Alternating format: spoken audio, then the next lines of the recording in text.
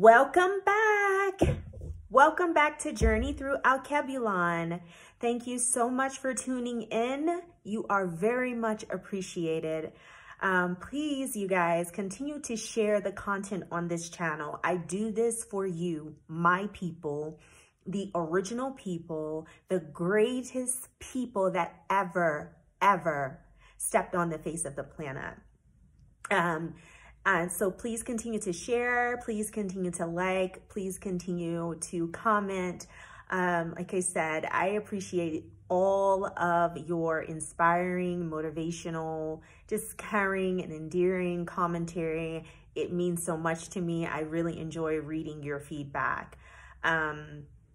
So let's jump right into this video. This episode is about visa intimidation here in Tanzania, and my me being threatened, nearly threatened with deportation. So as I mentioned in my previous video, I was just letting you guys know who are coming and who are already here, what to do if you are here on a tourist visa, and just encouraging you all to follow the procedures and protocols and stay on top of when your visa expires, and making sure that you go into immigration prior to the expiration of your visa to get your extension. I myself was having an issue with my visa, as my visa had expired, and I had a multiple entry, excuse me y'all. I had a multiple entry visa, so that lasts for a period of 12 months. However, you cannot stay for 12 months consecutively. You have to leave the country every 90 days, and then you are allowed to come back in. Because I came during the COVID-19 pandemic, I was not able to exit out of the country. And the information that I saw on the embassy's website at the time just stated to stay put and to, plan on staying in Tanzania for an extended period of time, because there were no repatriation flights at the time. Not that I would even go back to America, because I wouldn't have. I planned on journeying through the continent of Alkebulon. However, I could not do that either.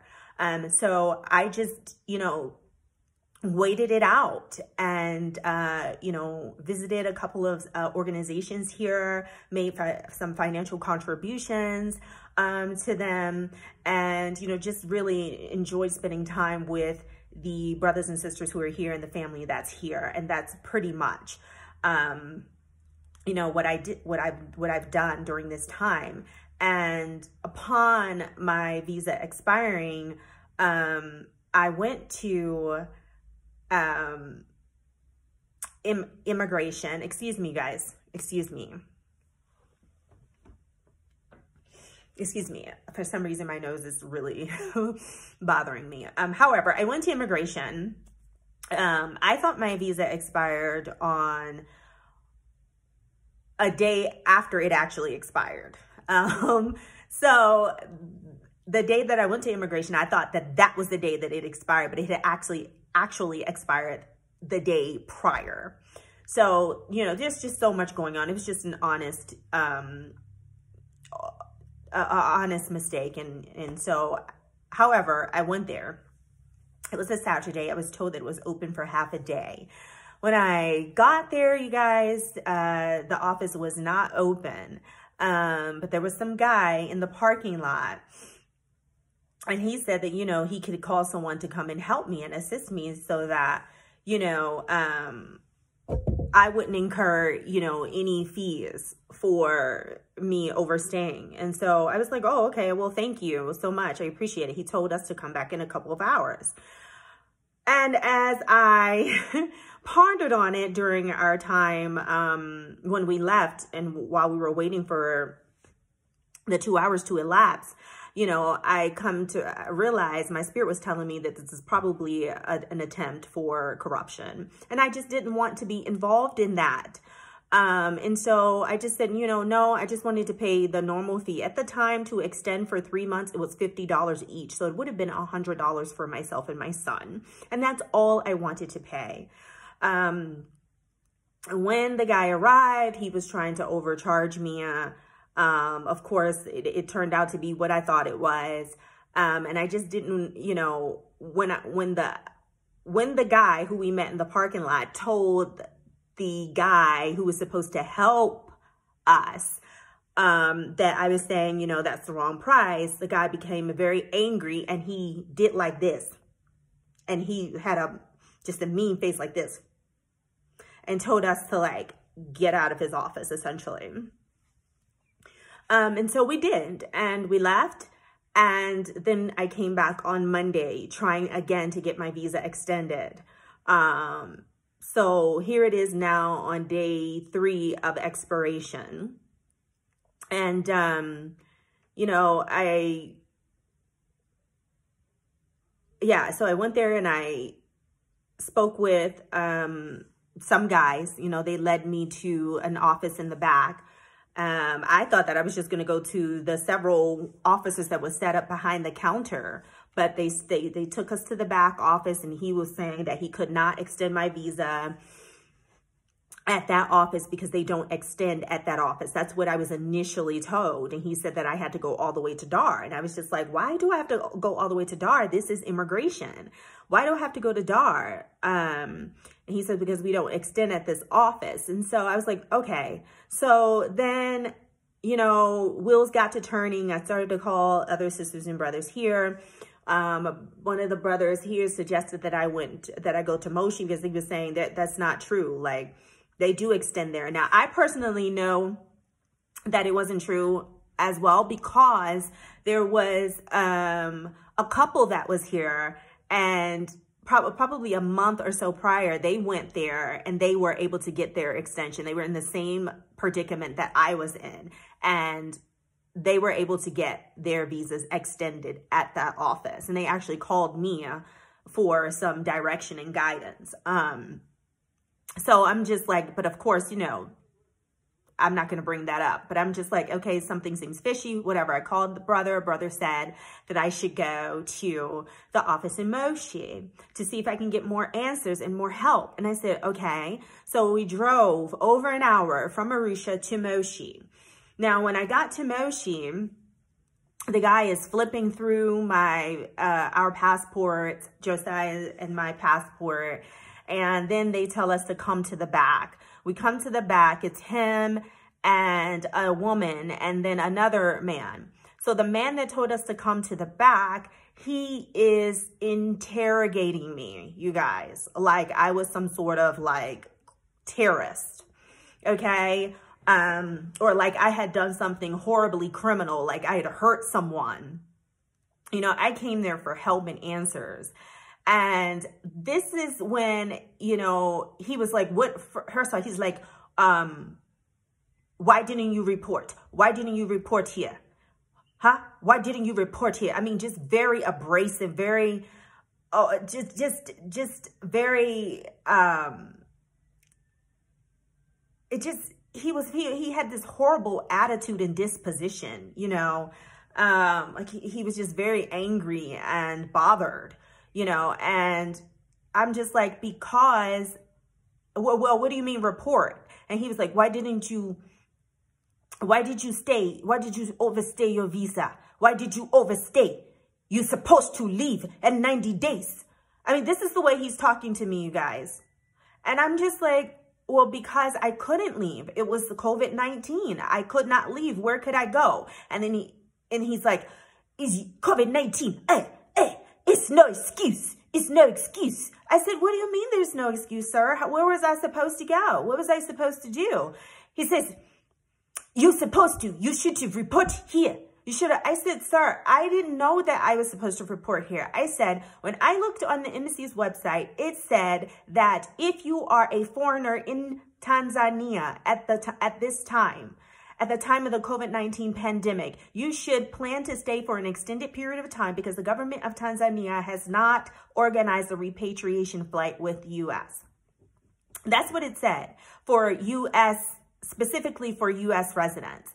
And I said, so I just planned on staying it out until, things open back up so that I can exit out. And so he said, show me where it says that. Show me. This business, COVID-19 business. It's no such thing as COVID-19. All you have to do is take care of your health and blah, blah, blah, blah, blah. And I said, I actually agree with you on that, sir. I actually agree with you. He says, okay, so you're illegal. You are illegal here. And you shouldn't be illegal here. You should have not overstayed. I said, sir, as I stated again, I said, and you want me to find something that is not going to be here at this particular time, because obviously the website has been updated because Tanzania is now open. I did not save that page, but that is surely what it said. And he pushed a paper over to me. Here, read this. Read. So, I read the paper, and the paper actually said that if you are in Tanzania during the COVID-19 pandemic, then you are to report to the immigration office, and the immigration office, excuse me, you guys, would have extended the tourist visa for 30 days. And it would have been free of charge. And I was just like shocked because I didn't see that information. I did not see the information. And I said, well, sir, this is actually very helpful. I said, however, I did not see this information when I looked on the website March. And I said, so I did not see this. And you guys, information here is scattered all over the place. It is not centralized. It is not. And I said, I didn't see it. I said, because it makes no logical sense for me to have not gone and reported to immigration to get that extension, because that is the very thing that I am standing here before you asking for. So it makes no sense. I truly, truly did not see the information. Your ignorance is no excuse. The law is the law. And your ignorance is not excusable just because you didn't know. You're still here illegally. All of you all Americans, you all from America, United Kingdom, you with this business. And I'm just like, just quiet at this point, because I'm just like, here we go with the American thing. Again, them not seeing me as an African. And he just continued to berate me. He continued to badger me about, so tell me, huh? Why didn't you report here? I said, sir, I have said it several times and I don't have another answer for you. I simply did not know, or else I would have reported. I did not know. I didn't know. I said, so at this juncture, what do you want me to do, sir? He goes, she will decide. So I go and I sit at the woman's desk, who happens to be the supervisor, and there's just more and more badgering. She's repeating the same thing that he's repeating. I'm telling her the same thing that I told him. Now, she was sitting here the whole time listening to him badger me. Why then do you have to continue to badger me? I didn't know, and so, I became very upset at that point, very upset. I have my son here, son there with me, and I was just like, this is just very upsetting. I said, I did not know. I didn't know. I said, if I had known, I would have done exactly what I would have followed the provisions that were made. I said, but I was not aware of those provisions. And I am deeply sorry for that. I am deeply sorry. And so she said, write a letter, as to, what I've been doing. And so I wrote her a letter, and I explained the whole thing to her prior to this. I said, ma'am, I have gone to the office in Arusha a few times. I've gone to the office and now I'm here in your office in Moshi, just trying to get help to get this rectified. You know, I'm not trying to stay in the country, you know, illegally, if you will. I am trying to get this rectified so that I can be in compliance. This is why I drove all the way here. And so that's when she said, okay, write a letter. So I wrote a letter and I told her, you know, what I had been doing. And she said, okay, well, I need a letter from some sort of area representative where I resided. And I said, well, ma'am, I don't live, you know, as I stated, I don't live here in Moshi. So I live in Arusha. I would have to get that from Arusha. And she says, so she says, well, I have read your letter. Now, this is after waiting over an hour. At this point, we had been there for 3 hours. And she said, I have read your letter. She said, I am in agreement of your extension. However, because you don't reside here in Moshi, I have to send you back to Arusha. And that's when I had to disclose to her why I felt uncomfortable going back to Arusha, given the things that had occurred to me prior. That occurred prior. And she said, so then she called and she connected me with one of her colleagues in the Arusha office. And she told me to go there the next morning. And that woman would be able to assist me after I let her know what area I was residing in. And it was verified. And I was just so grateful. And I thanked her. And so I show up the next day. I went back to Arusha. Now, you guys, this is now my fifth time going to the Arusha office. So I went back and, you know, she said, I called the lady that she, whose information she gave me.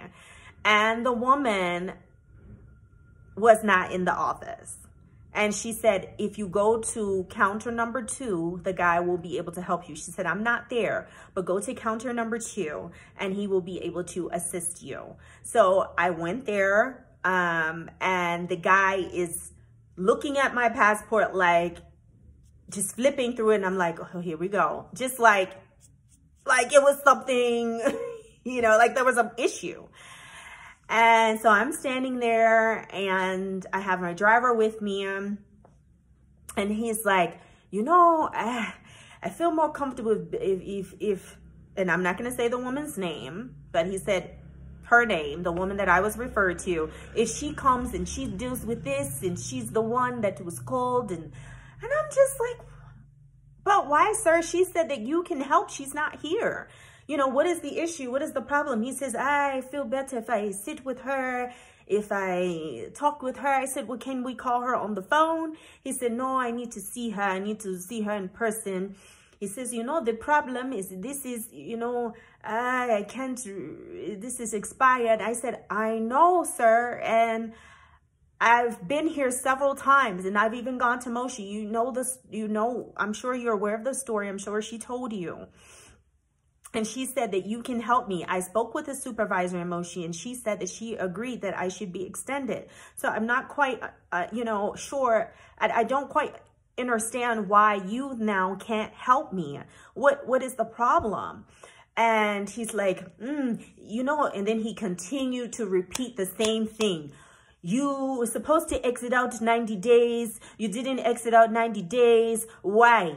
So I told him and I said, sir, it's because of COVID-19. I've said this several times. I couldn't go anywhere. But we were giving out free. I said, sir, I didn't know that. They just told me that for the first time in the office in Moshi. I understand that now.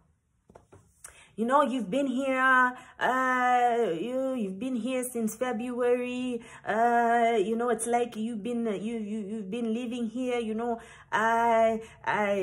you know, what have you been doing here? And again, I told him visiting family, blah, blah, blah, blah, blah. Essentially, you guys, this went on for at least 45 minutes. Essentially for him to just say that he couldn't, you know, he couldn't help. And he was like, I need to figure out why the other guys, when you came before, why they refused to extend. I don't want to go over anybody. And I'm just like, oh my goodness. So I'm just beyond frustrated at this point, as anyone would be. And so I'm just like, okay, sir. He's like, maybe you write a letter. I said, sir, I've written a letter. I gave it to the supervisor, Emoshi. She has the letter. You can contact her. She will let you know. She can fax it to you. Oh, that's for that office. This is different office. Maybe you should write another letter, you know, for here. And I said, okay. I said, sir, I need help. I need to know how I can resolve this now. I need to speak with the person who you were referred to. I need to speak with the other guys. You know, he just was unwilling to assist me. So I left extremely frustrated. I asked my driver to take me to the commissioner's office, the regional commissioner's office. We ended up at the district commissioner's office. We asked for the district commissioner. The district commissioner was not in office at the time. However, there was someone standing in his place, or someone they referred us to, and it was a woman. And I could tell already by her disposition that she was in no way going to help. When there were other people in the office that she was speaking to, first of all, she wasn't in there initially. She came down the hallway. And she's sashaying in her skirt and her high heels. I could just feel the energy, you know, and her aura. And it wasn't good. And she looked at me, glanced at me while we were outside waiting for the other gentlemen that were being assisted. And she was like, and then she went into the office with them. And I just got this really bad feeling. And I was like, oh my goodness, if this is the person that's supposed to be assisting us, I really don't get a good feeling. Now, this is what I'm saying on the inside. So the gentleman finished in the office, and we walk into the office. And as we were walking in, she goes into another office and shuts the door. Knew we were there and shuts the door. So I said, oh gosh. So we waited. We waited for about 10 minutes and she did not come out. So my driver knocked on the door and she said in Swahili that she's coming. So then she comes out of the office, looks at me again like that, and then looks at my driver, and he's talking to her in Swahili and to let her know. But she cuts him off. Then she goes back into the office, said something in Swahili to the other person, and then she comes back out. My driver proceeded to let her know what we needed assistance with, what I had been through, and, you know, trying to get me some assistance. She's just like, okay, and what? And she's talking. So then when I heard her speaking, she said something in English. I said, ma'am, if you speak English, I can speak for myself. And she says, okay, go ahead. So I was starting to explain to her from the first day, you know, that I went to Arusha on all the offices that, you know, the many times that I went there, and then me going to Moshi. She's cutting, you went to Moshi? Where did you go to Moshi? This is the way she's talking to me, you guys. You live in Arusha. Why you go to Moshi? Like that. And I'm like, because I was trying to get help, ma'am. I was trying to get help. I'm trying to explain to you. Get to the point. Get to the point. This is how she's talking to me. So at that point, she was like, and he wants you to pay what? And you were supposed to do what? She was not letting me finish any of my sentences. And so she was like, let me call the officer. And she goes outside, grabs some other man, puts him into her office. And at that point, I was done. I was disgusted. She was not going to help me. She had some sort of issue against me. She doesn't know me. So I don't know if this was one of those female things, you know, that cattiness of females, and she's looking at the way that I was dressed, or if it was because of that. And I was born in America, and I had happened to be an American citizen. And so I left there very disappointed. I mean, you're representing the district commissioner in this way, and I'm coming here for your assistance, and this is the way that you've received me. How unprofessional, how disgraceful. So I left there. I went back to the office. I'm calling around to the sisters and brothers, seeing what kind of help that I can get. I went back.